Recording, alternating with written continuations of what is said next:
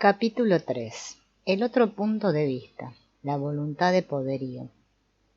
Hasta ahora hemos considerado el problema de nuestra nueva psicología, en lo esencial, desde el punto de vista de Freud. Sin duda, esto nos ha hecho ver algo, y algo verdadero, a lo que acaso nuestro orgullo, nuestra conciencia culta dice no, pero una voz dentro de nosotros dice sí. Para muchos hombres encierra ese punto de vista algo sumamente irritante que provoca la contradicción, o más bien la angustia. Por esta razón no quieren reconocerlo. En efecto, resulta terrible eso de decir a este conflicto sí. ¿Por qué decir sí al instinto? ¿Se ha comprendido claramente lo que significa decir sí al instinto? Nietzsche lo quiso y lo enseñó, y lo tomó muy a pecho. Con extraño apasionamiento ofrendó su persona y su vida a la idea del superhombre, es decir, a la idea del hombre que, obedeciendo a su instinto, trasciende de sí mismo. ¿Y cómo transcurrió su vida? Transcurrió como el mismo Nietzsche profetizara en el Zaratustra, en aquella caída mortal premonitora del volatinero, del hombre que no quiso ser vencido en el salto. Zaratustra dice al moribundo: tu alma morirá aún antes que tu cuerpo. Y más tarde dice el enano a Zaratustra: oh Zaratustra, piedra de la sabiduría, te lanzas a lo alto, pero toda piedra lanzada a lo alto tiene que caer. Condenado estás a ti mismo y a tu propia lapidación. Arroja lejos, oh Zaratustra, la piedra, pero la piedra caerá luego sobre ti. Cuando pronunció sobre sí mismo su ecce homo, así como cuando nació esta expresión, ya era demasiado tarde. La crucifixión del alma había comenzado antes de que el cuerpo muriese. Hay que contemplar críticamente la vida de aquel que enseñó a decir sí al instinto de la vida.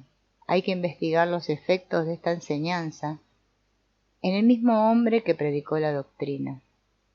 Pero si contemplamos esa vida, habremos de decir: Nietzsche vivió allende el instinto, en la atmósfera elevada de la sublimidad heroica, altura que hubo de mantener con la más cuidadosa dieta, en escogido clima y sobre todo con numerosos narcóticos, hasta que la tensión del cerebro estalló. Hablaba de afirmación y vivió la negación. Era demasiado su asco a los hombres, al animal humano que vive del instinto.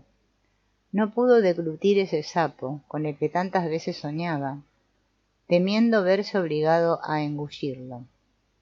El león de Zaratustra ha espantado a los hombres superiores, afanosos de convivencia, y los ha obligado a refugiarse en la caverna de lo inconsciente. La vida de Nietzsche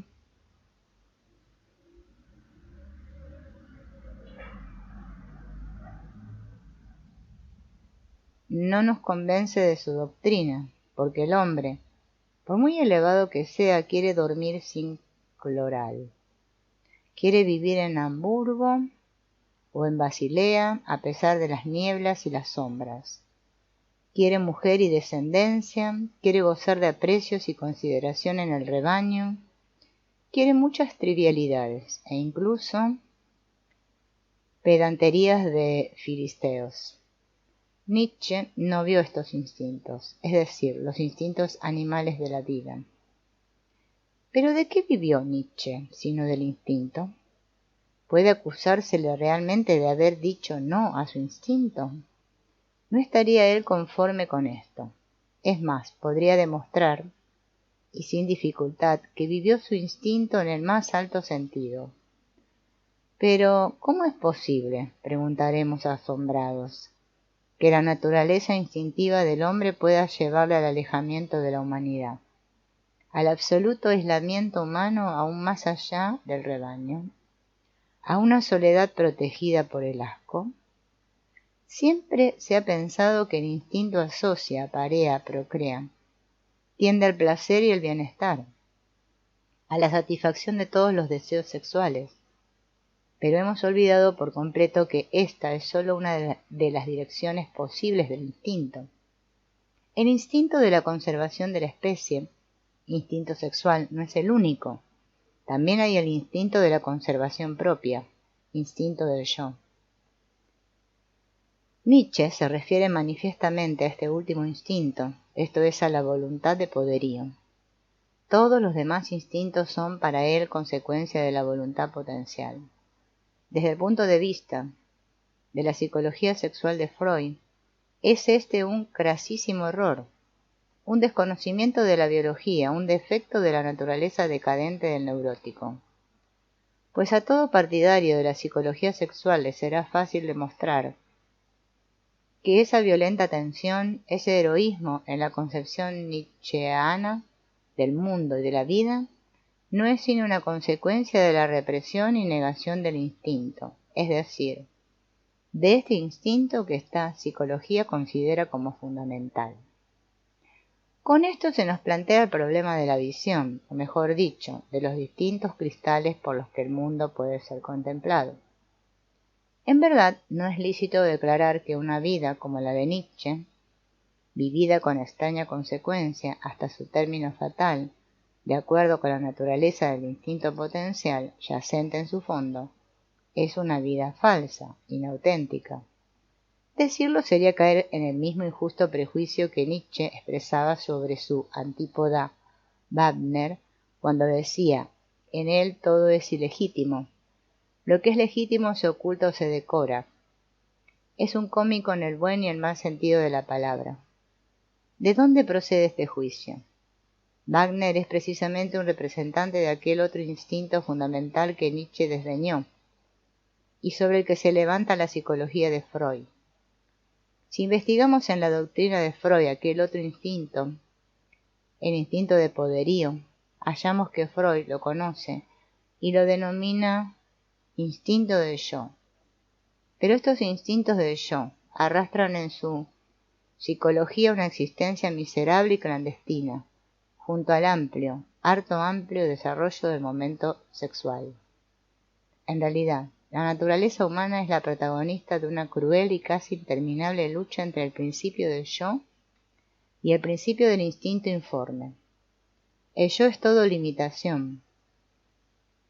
El instinto no conoce límites, y ambos principios poseen la misma potencia. En cierto sentido, el hombre puede considerarse dichoso de no tener conciencia más que de uno de los dos instintos, y en ese sentido es prudente abstenerse de conocer el otro. Pero cuando conoce el otro instinto está perdido. Entonces el hombre cae en el conflicto de Fausto. En el Fausto, primera parte, nos muestra Goethe lo que significa la aceptación del instinto, y en la parte segunda lo que significa la aceptación del yo, y de su tortuoso mundo inconsciente. Todo lo insignificante, mezquino y vil que hay en nosotros se abate y humilla por de pronto. Y para esto hay un buen medio. Se descubre que lo otro que hay en nosotros es el otro. O sea, un verdadero hombre que piensa, obra, siente e intenta todas las cosas más abominables y despreciables. Sorprendido el coco, se emprende con satisfacción la lucha contra él. De aquí proceden aquellas idiosincrasias crónicas, de que la historia de la moral nos ofrece algunos ejemplos. Uno de estos ejemplos, y bien claro, es, como ya se ha dicho, Nietzsche contra Wagner, contra San Pablo, etc. Pero en la vida diaria de los hombres abundan casos semejantes.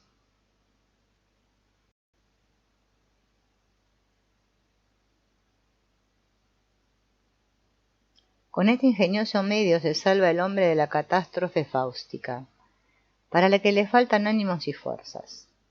Pero un hombre cabal sabe que aun su enemigo más acérrimo, y aun toda una banda de enemigos, no compensa y anula la contradicción peor, la del propio otro que reside dentro de su pecho.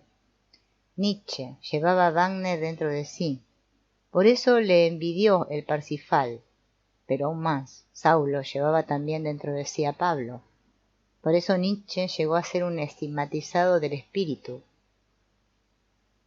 y hubo de experimentar la cristificación, como Saulo cuando el otro le inspiró el ecce homo. ¿Quién se posternó ante la cruz? ¿Wagner o Nietzsche? Quiso el destino que precisamente uno de los primeros discípulos de Freud, Adler, fundase una teoría sobre la esencia de la neurosis que descansa exclusivamente en el principio del poderío. No es de pequeño interés sino de singular atractivo el ver cuán diversas se nos ofrecen las mismas cosas si reciben iluminaciones opuestas.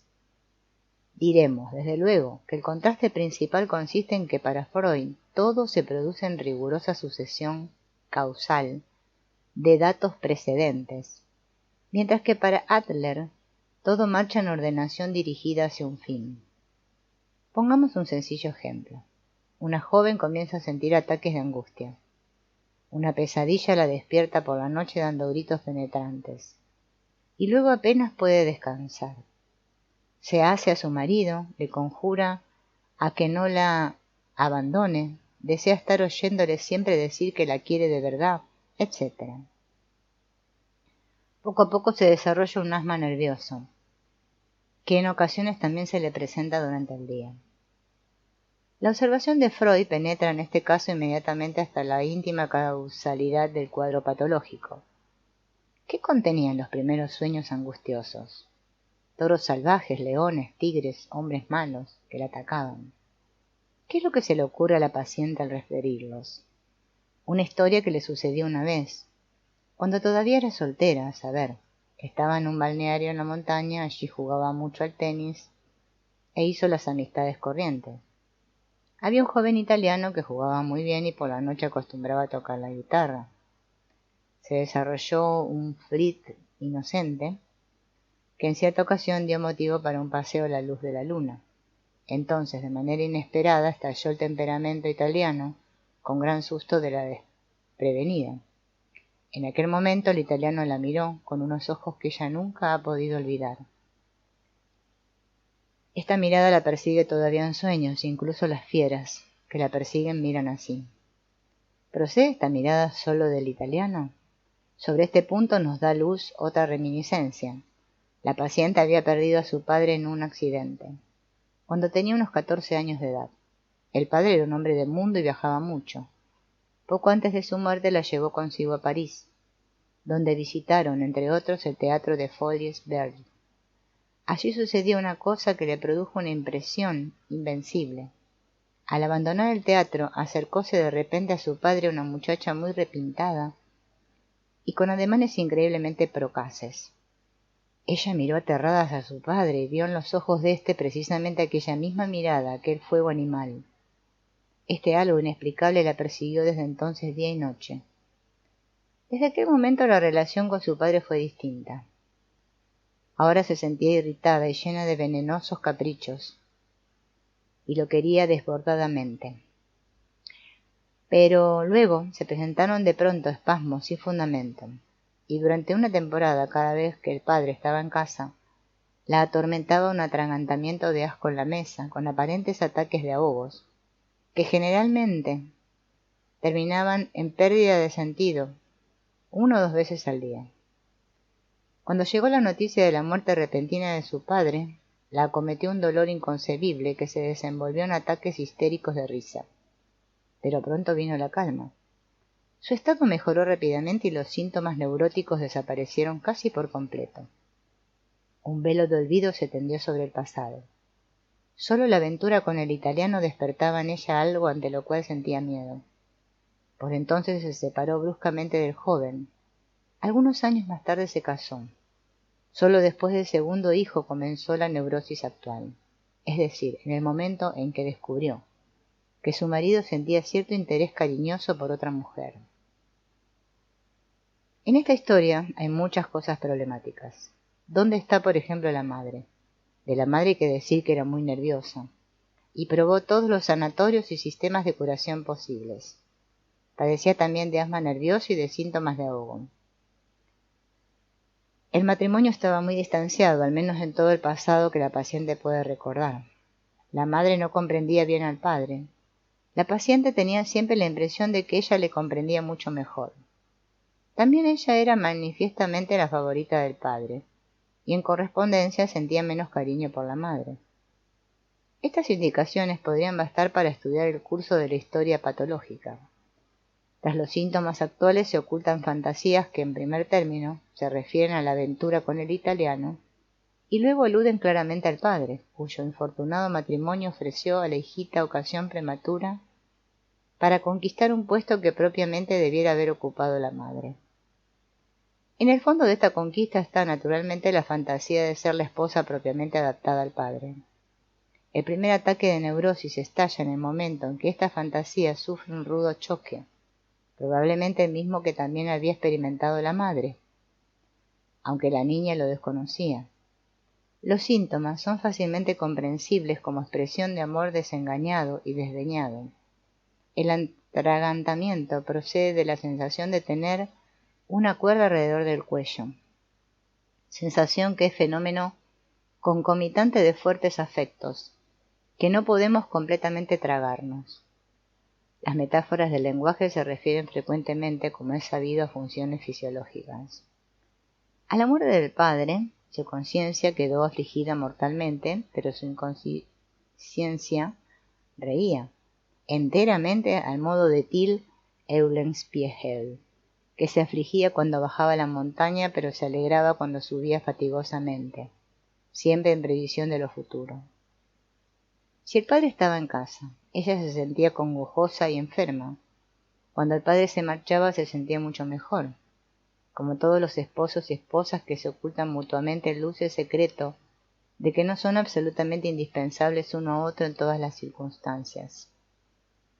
Lo inconsciente reía entonces con cierto derecho, como se manifestó en el período siguiente de completa salud.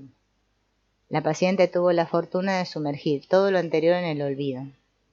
Tan solo la aventura con el italiano amenazaba remover de nuevo los bajos fondos. Pero con rápido ademán cerró la puerta y quedó sana, hasta que el dragón de la neurosis se deslizó en ella. Cuando ya triunfaba sobre la montaña, en el estado perfecto de esposa y de madre.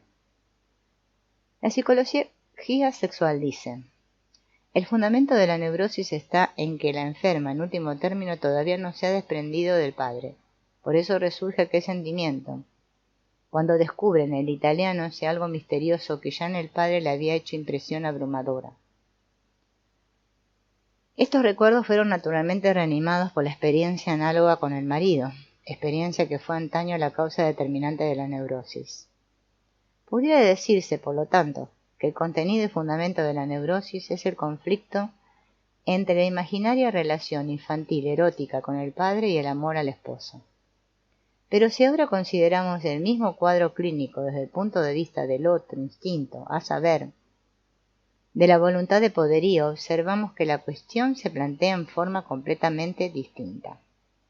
El desafortunado matrimonio de los padres fue una ocasión excelente para el instinto infantil de poderío, porque el instinto de poderío pretende que el yo quede siempre encima en todas las circunstancias, ya sea por camino derecho o ya sea por torcido.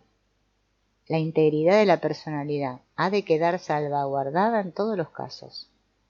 Cualquier intento, aun aparente, del medio circundante para llegar al sometimiento, por leve que sea, del sujeto será rechazado por protesta viril, como dice Adler.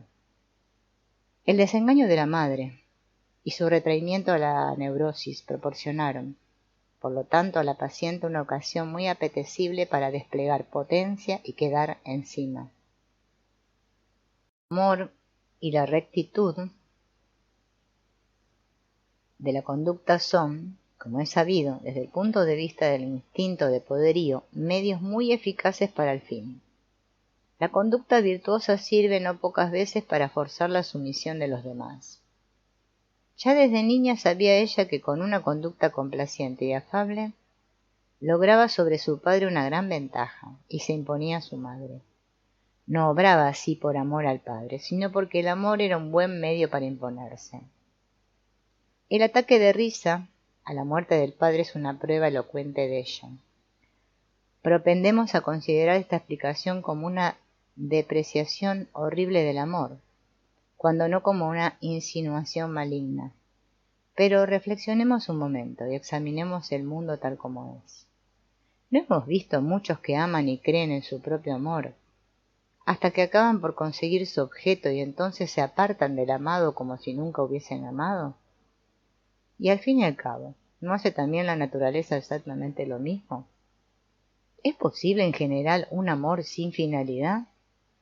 Si es posible, habremos de contarlo entre las más altas virtudes, que desde luego son muy raras. ¿Acaso en general tendemos a reflexionar lo menos posible sobre la finalidad del amor?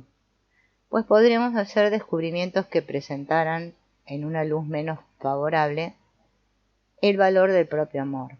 Hay casi peligro de muerte en cercenar algo al valor de los instintos fundamentales, mayormente hoy, en que no parecemos tener de ellos sino un mínimo. La paciente tuvo pues un ataque de risa al morir su padre, porque al fin había logrado imponerse. Era un ataque de risa histérica, por lo tanto un síntoma psicógeno, que brotaba de motivos inconscientes y no de los del yo consciente. Esta es una diferencia importante que al mismo tiempo permite apreciar dónde y cómo se originan las virtudes humanas. Su contrario conduce al infierno, es decir, hablando a la moderna, a lo inconsciente, donde se congregan, desde hace mucho tiempo, los contrarios de nuestras virtudes conscientes. Por esta razón, la actitud virtuosa induce a no querer saber nada de lo inconsciente, es más, se considera como el colmo de la prudencia virtuosa al afirmar que lo inconsciente no existe. Pero, desgraciadamente, nos sucede a todos nosotros lo que al hermano Medardo en el Elixir del Diablo de Eta Hoffmann.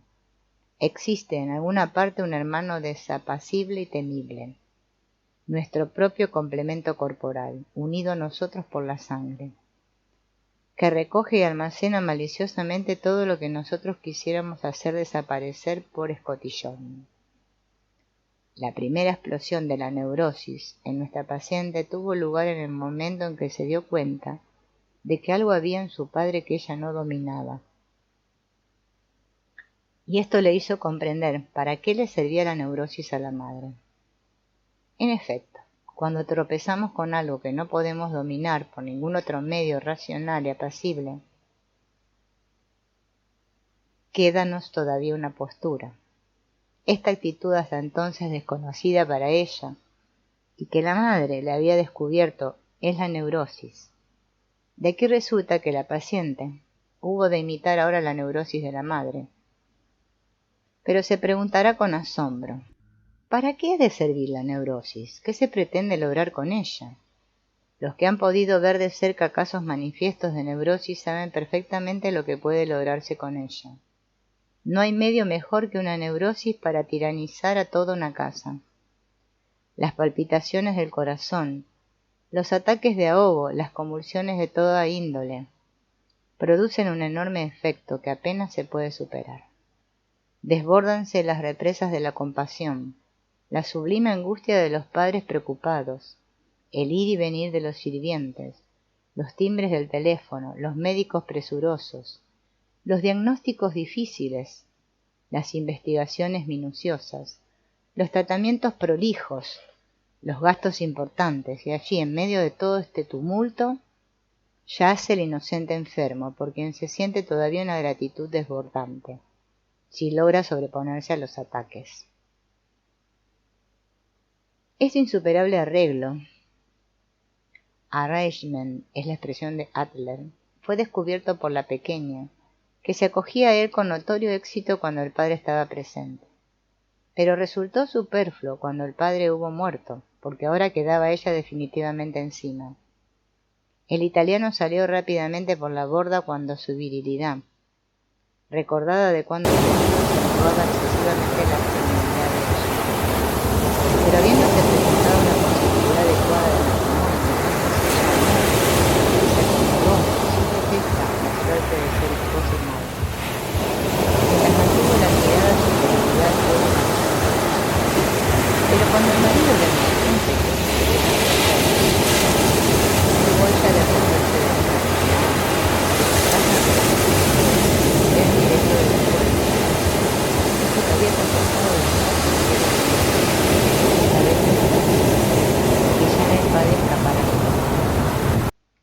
Así se dibuja el proceso desde el punto de vista de la psicología del poderío. Temo que al lector le suceda lo que a aquel cadí, quien, habiendo primeramente oído al abogado de una parte, dijo: «Has hablado muy bien, veo que tienes razón». Luego habló el abogado de la otra parte y cuando hubo terminado, el cadí se rascó detrás de la oreja y dijo: «Fi, has hablado muy bien, veo que también tú tienes razón». Es indudable que el instinto de poderío desempeña un papel extraordinario. Es cierto que los complejos de síntomas neuróticos son también arreglos refinados, que persiguen inexorablemente sus fines con increíble pertinacia y astucia. La neurosis está orientada hacia un fin. Con esta demostración, Adler ha prestado un importante servicio a la ciencia. Pero, ¿cuál de los dos puntos de vista es el verdadero? Esta es una cuestión insoluble. No es posible aceptar simultáneamente las dos explicaciones, porque se contradicen en absoluto. En un caso el dato principal y decisivo es el amor y su destino, en otro caso el poderío del yo. En el primer caso el yo pende simplemente, como especie de aderezo, del instinto erótico. En el último caso el amor es simplemente un medio para el fin de imponerse. Quien prefiera íntimamente la potencia del yo, repudiará la primera explicación. Quien estime sobre todas las cosas del amor, no podrá nunca reconciliarse con la explicación segunda.